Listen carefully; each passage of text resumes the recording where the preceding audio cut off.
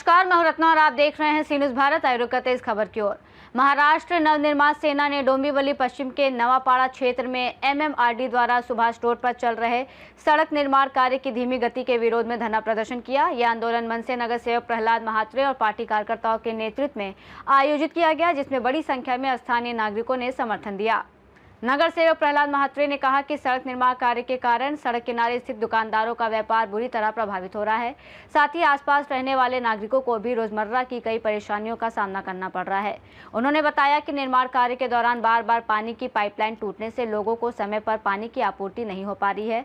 In समस्याओं से नाराज होकर मनसे ने नवापाड़ा में आंदोलन कर प्रशासन का ध्यान आकर्षित किया और इस दौरान कल्याण डोंबिवली महानगर पालिका के कार्यकारी अभियंता डॉक्टर शैलेश कुलकर्णी ने प्रहलाद महात्रे से मुलाकात की और आश्वासन दिया कि एमएमआरडी की ओर से सुभाष रोड का निर्माण कार्य 10 जून तक पूरा कर लिया जाएगा।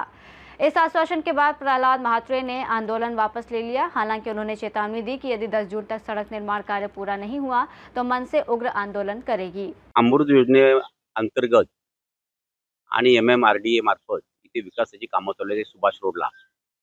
1.5-2 वर्ष झाली सर, क्रांती डिपार्टमेंट पासून यांनी चालू केलं। 100 मीटर घेतात आणि 100 मीटरला 2-2, 3-3, 4-4 महिने लावतात सर। आज 2 वर्ष होत आली, एक सुभाष रोड यांना पूर्ण होत नाही। आता सर पावसाळा आलेला आहे, आज पाऊस पडेल, उद्या पाऊस पडेल आणि एमएमआरडी म्हणते का हे अमृत योजनेचं काम चालू आहे, यांचं बाकी आहे। ते म्हणतात यांचं काम बाकी आहे, ते म्हणतात जेसीबी ना आली, ते म्हणतात ते चेंबरची गाडी ना आली। हा म्हणतो देवरेंची भूमिका आहे, शेवाळ्यांची भूमिका आहे, कुलकर्णीची भूमिका आहे। आता सर आम्ही फोन करणार कोणाला? आणि पब्लिक आमच्याकडे येते, लोकांची धंदे बसलेले आहेत। गटारी तशाच उघड्या ठेवतात आणि तिथे उघड्या ठेवल्यावर तिथे मच्छर मास्त वगैरे गटारी तसंच प्रदूषण वगैरे लोक आजारी पडले।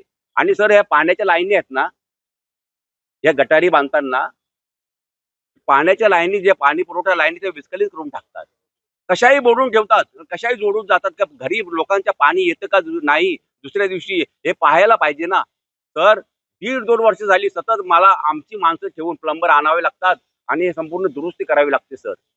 आणि तेव्हा नाहीतर लोकांच्या घरी सर असंच पाणी जातं, लोकांच्या घरी पाणी पण जात नाही आणि ज्यांच्या घरी जातं त्यांच्या गटारीचं पाणी जातं सर। तर अशी अवस्था करून ठेवलेली आहे सर यांनी, या लोकांनी। आणि काय माहिती का, कोणाचा पाईपच कोणाच्या पायात नाही राहिला, फक्त लांबवायचं काम चालू आहे बस।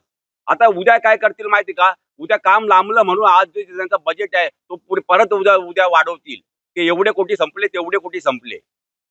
आणि काय माहिती का, मुद्दाम होऊन करता, मुद्दाम होऊन। कारण का उद्या त्यांना त्यांचा जो टेंडर त्यांची जी किंमत आहे ती वाढावी, की आम्ही 6 महिन्यात करणार होतो, आम्ही 1 वर्षात करणार होतो, त्याला 2 वर्ष लागली, त्यामुळे प्रचंड खर्च आला आम्हाला।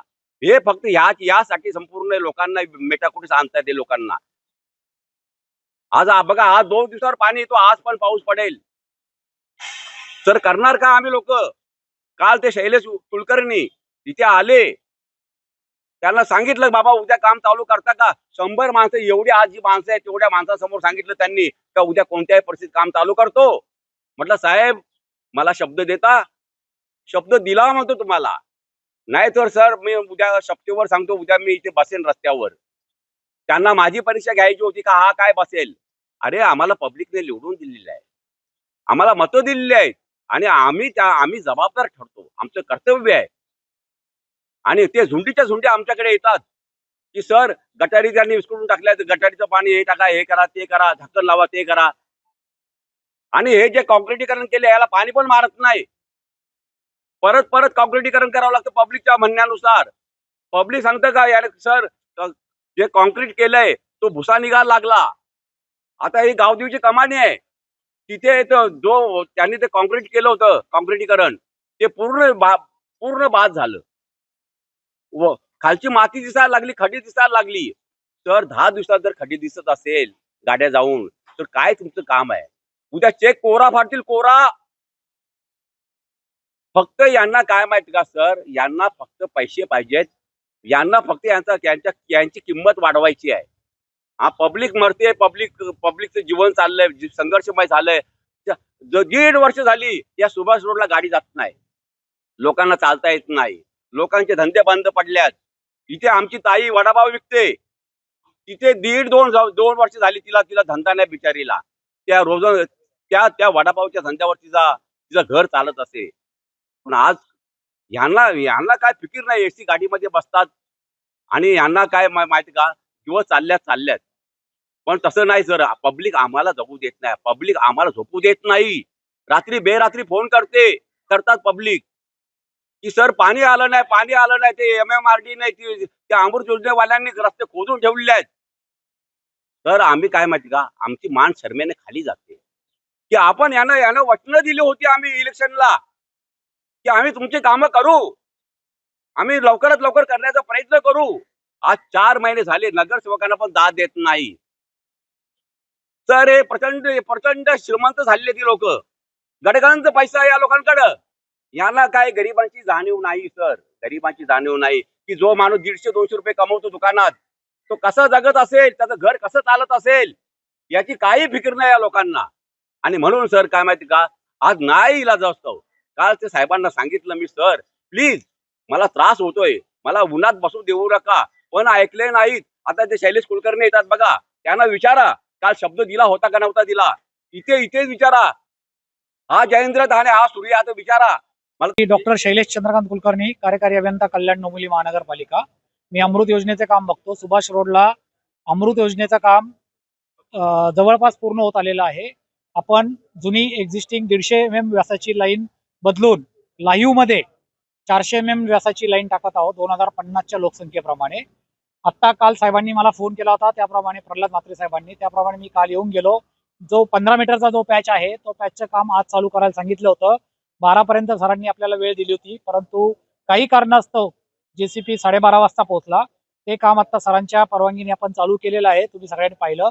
त्यानंतर आगरी हॉल ते कोल्हापुरी चौक या दरम्यान कामाबद्दल सरांनी विचारणा केली असता जवळपास 150 मीटर काम अमृत योजनेचं पूर्ण झालेलं आहे. तिथे